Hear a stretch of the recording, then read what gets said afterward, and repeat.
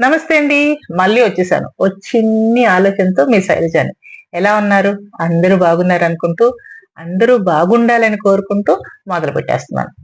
ఈరోజు ఓ చిన్ని ఆలోచన కాదు గానీ, ఓ చిన్ని కథ చెప్దామని వచ్చాను. అది ఏంటి అంటే, వైకుంఠ ఏకాదశికి సంబంధించింది. ఈరోజు వైకుంఠ ఏకాదశి. సో, దానికి సంబంధించిన కథ. ఇది నాకు somebody has told me about this. And దానికి సో, ఐ సెర్చ్డ్. ఇంకొంచెం ఇన్ఫర్మేషన్ తీసుకొని, నా స్టైల్‌లో మీకు చెప్పేద్దామని వచ్చేసాను. ఇది మీకు చాలా మందికి తెలిసుంటది. కొత్తేమి కాదు. ఒక కథ ట్రై చేస్తున్నాను మీతో. ఓకే. అయితే ఏమిటి అంటే, long ago, very long ago, so long ago జరిగిన కథట. ఎప్పుడో మనకు తెలీదు. It is so long ago. Okay. అప్పుడు ఏమైంది అంటే, ఒక అసురుడు ఉండేవాడంట. మురన్ అనే రాక్షసుడు. ఈ రాక్షసుడికి హ్మ్, కొంచెం మంచోడే. ఎందుకంటే దైవభక్తి ఉండేవాడట. ఈ దైవభక్తి అంటే విష్ణుమూర్తి అంటే చాలా ఇష్టమట. సో, అందుకని దేవుడిని విష్ణుమూర్తిని ప్లీజ్ చెయ్యాలని, ఇంప్రెస్ చెయ్యాలని తపస్సు మొదలుపెట్టాడంట. సో, అఫ్‌కోర్స్ డెఫినెట్‌గా మనం ఏదైనా ఏమన్నా దేవుడిని హాయ్ అనం గదా! దండం పెట్టు దేవుడా నాకొక అని అంత పెద్ద లిస్టు బారుడంత లిస్ట్ పెడతాం దేవుడికి. ఇది ప్లీజ్ ఇంకొంచెం అని. అలాగే పాపం ఆయన కూడా. అలాగే బోలెడన్ని కోరికలు బుర్రలో పెట్టేసుకొని తపస్సు మొదలు పెట్టేసాడంట. ఎంత తపస్సు చేశాడంటే, ఎంత ఘోర తపస్సంటే, విష్ణుమూర్తి చాలా ఇంప్రెస్ అయిపోయి, I should meet this fellow అనుకోని ఎళ్లారట. మురన్ దగ్గర ఆ రాక్షసు దగ్గరికి వెళ్లి, నేను మురనా ఏంటి నీ కోరిక? ఎందుకింత తపస్సు చేస్తున్నావు? ఏంటి చెప్పు వాట్ డు యూ వాంట్ అని అడిగారట. అడిగితే, ముందు చాలా థాంక్స్ దేవుడా నా దగ్గరికొచ్చినందుకు, నన్ను చూస్తానికొచ్చినందుకు అని అవన్నీ థాంక్ యూ స్పీచ్ చెప్పేసి, ఇప్పుడు నా లిస్ట్ మొదలు పెడతాను అని మొదలుపెట్టారట. సో, దేవుడు ఇంప్రెస్ అయిపోయారు. మాటిచ్చేశారు విష్ణుమూర్తి. ఎనకాడలేరు. అందుకని గ్రాంటెడ్ అన్నారంట. ఇంకేం చేస్తారు పాపం. మాటిచ్చేశారు కాబట్టి, సరే నువ్వు ఏ కోరిక అవన్నీ సరే అని చెప్పారంట. అయితే మరి ఏదైనా ట్రైల్ చేయాలి కదా! ట్రై చేస్తేనే గదా! చెక్ చేస్తేనే గదా! వర్క్ అవుతుందో లేదో చూసుకుంటాం. తెలుస్తది. అందుకని అసురుడు ఆహ్, ట్రై చేస్తే మొదలుపెట్టారంట. సో, వాళ్ళకి ఇంకెక్కడున్నారు? ఎవరుంటారు? మునులు లేకపోతే దేవుళ్ళు. అంతే కదా! సో, వీళ్ళందరి మీద ట్రై చేసి ఆఖరికి ఇంకా దేవలోకం మీద పడ్డారట. ఎవరు? ఈ మురన్ అనే అసురుడు. దేవలోకం మీద పడి దేవుళ్ళందరిని ఇంక వేధిస్తాం, విసిగిస్తాం, బెదిరిస్తాం అంతా మొదలు పెట్టేసారంట. ఈయనొక్కడే. ఎందుకంటే అంత స్ట్రాంగ్ పవర్స్ ఉన్నాయి కాబట్టి అంతమందిని కూడా ఈజీగా ఎదుర్కోగలిగాడంట మురన్ అనే అసురుడు. సో, ఇలా చేసి ఆఖరికి కల్పవృక్షం అంటాం చూడండి. అది దేవలోకంలోనే ఉండేదంట. ఆ కల్పవృక్షాన్ని గూడా నాది మీకెందుకు అని లాగేసుకున్నాడంట. కల్పవృక్షం అంటే తెలుసు కదా! మన కోరికలన్నీ తీర్చే వృక్షం అని. ఆ కల్పవృక్షాన్ని కూడా తీసేసుకున్నాడంట. ఇంకా అయిపోయినాక ఇంకా అంటే మనం చేసే కొద్దికి ఎందుకు రాక్షస తత్వం అంటారు అంటే, we enjoy the bad things we do. మనం చేసే కొద్దీ మనకి ఒకలాంటి ఆనందం వస్తదనమాట. సో, ఎంజాయ్ చేస్తూ ఇంకా ఆఖరికి ఇలా కాదు మీరు దేవలోకానికి వెళ్తానికే లేదు అని ఆహ్, వైకుంఠ ద్వారం అదంతా క్లోజ్ చేసేసాడంట. ఎంట్రన్సే క్లోజ్ చేసి no entry for you all అని ప్లీజ్ గో అవే అని చెప్పారంట. ఈ మురన్ అనే రాక్షసుడు. దేవతలకి, దేవుళ్ళకి, ఈ దేవలోకంలో ఉండే వాళ్ళందరికీ ఏమి చేయాలో తెలియక తెగమగ పడిపోతూ గందరగోళమైన పరిస్థితి క్రియేట్ చేసాడంట మొత్తానికి ఆ రాక్షసుడు. విష్ణుమూర్తికి ఈ విషయం తెలిసి, is it? Then I should go and talk to him అనుకొని వెళ్లారంట.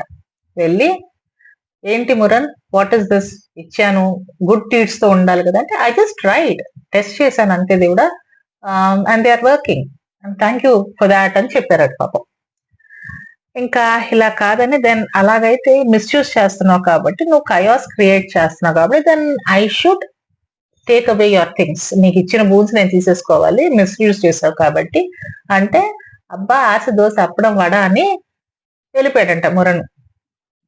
ఇంకా విష్ణుమూర్తికి చాలా కోపం వచ్చేసి, లేదు I will see your end అని అన్నారంట. కానీ అప్పుడు మురన్ అన్నాడంట, అదేంటి దేవుడా, మీరు కదా నాకు ఇచ్చారు, నేను ఊరికినే కాదు కదా, నేను చాలా తపస్సు చేస్తే మీరు ప్లీజ్ అయ్యి హ్యాపీగా ఫీల్ అయ్యి నాకు ఇచ్చిన వరాలు ఇవి, అలా ఎలా తీసుకుంటారు, తప్పు కదా, మీకు పేరు వచ్చేస్తుంది కదా అంటే, ఆలోచించి ఆలోచించి సరే, ఈ డిస్కషన్స్ చాలా రోజులు నడిచాయంట.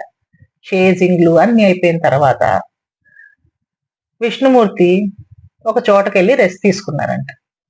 ఆయన పడుకొనే ఉన్నారు.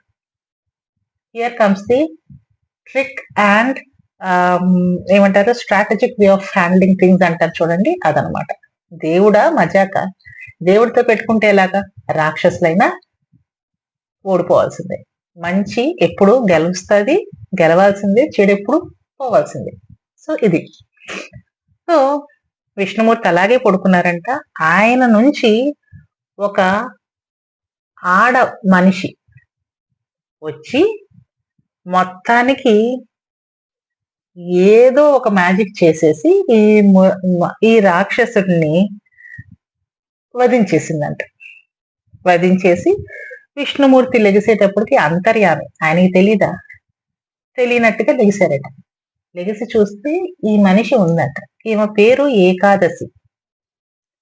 సో ఏంటి అంటే, కామకథం అని చెప్పిందంట, చంపేశాను అయిపోయింది అని. ఓకే, అయితే ఏంటి నీకు అంటే, నాకు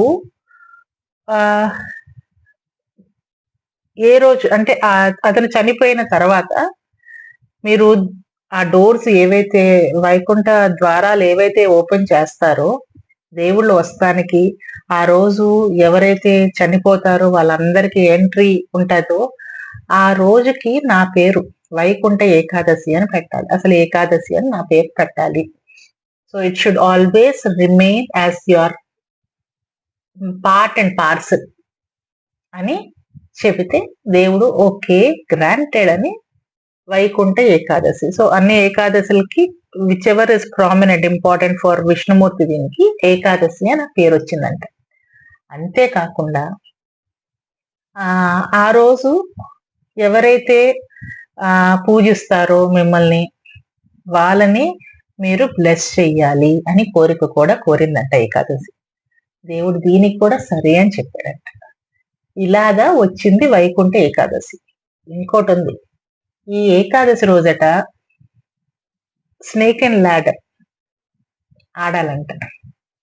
ఆడితే అంటే ఆడాలి అని చదివాను. ఎందుకు అంటే, to tell us about acceptance. అంటే ఎక్కేస్తాం, నిచ్చిన ఓ ఎక్కేస్తాం, ఆటలో కూడా రియాలిటీలోకి వెళ్ళిపోతాం మనం. ఓకే నేను ఎక్కేసాను, పెరిగి వచ్చాను, ఎక్కేసాను అంటారు. తర్వాత ఏదో ఒక పాము ఉంటుంది, సప్పని వెళ్ళిపోతాం కిందకి. ఇది జీవిత సత్యం. సో షెడ్ అవుట్ యువర్ ఈగోని దులిపేసుకొని బతకాలి.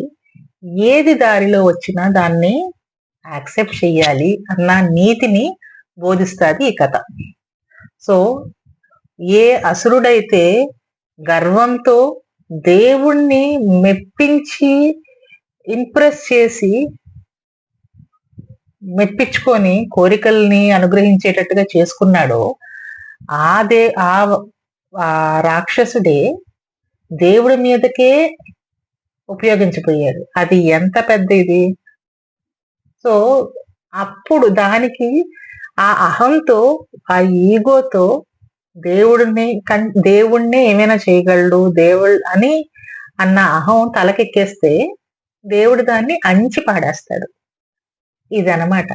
సో ఇలాంటిది నేను ఎక్స్పీరియన్స్ అయ్యాను, చాలా మంది దగ్గర విన్నాను.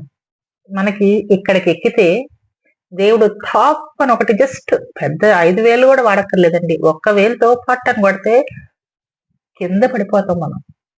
అది ఈ కథకి నీతి. బాగుందా? నచ్చిందనుకుంటూ మళ్ళీ కలుస్తాను. నమస్తే.